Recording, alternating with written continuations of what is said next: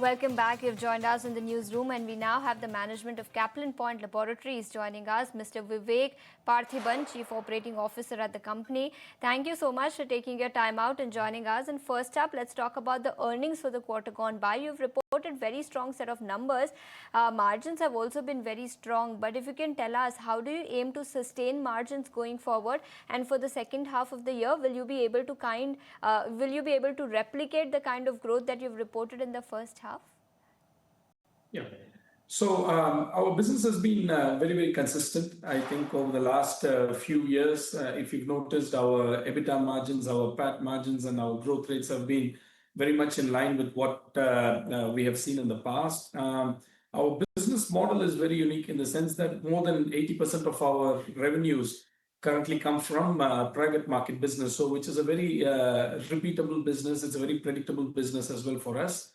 Of course, this was set up over the last 23, 24 years, so this is not anything new for us. And when it comes to H2, typically we've noticed in the past that H2 happens to be a little bit better than H1 in both Latin America and US for us.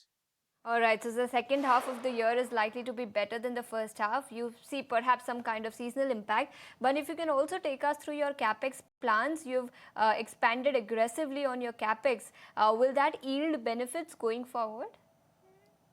Yeah, so two things here. Anything to do with CapEx and pharmaceuticals, we need to be a little bit patient because what needs to first happen is the facility needs to be qualified, and then the facility needs to be ready for all the regulatory approvals, and then the product approvals also needs to come through. So we can't really put a timeline on number on what exactly we can expect out of our latest capex in the very near future.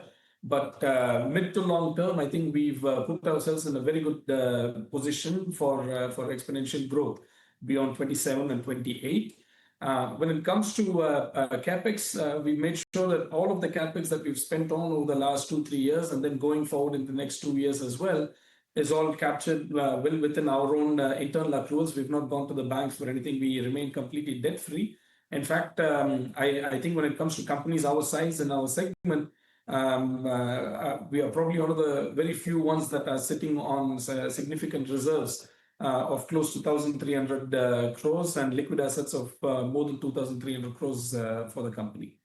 Understood. So that's as far as your capex plans are concerned, Mr. Partheeban. Unfortunately, we are short on time, so we will not be able to extend this forward, but we look forward to interacting with you more often. Thanks so much for joining us today. But shifting focus to an exclusive then.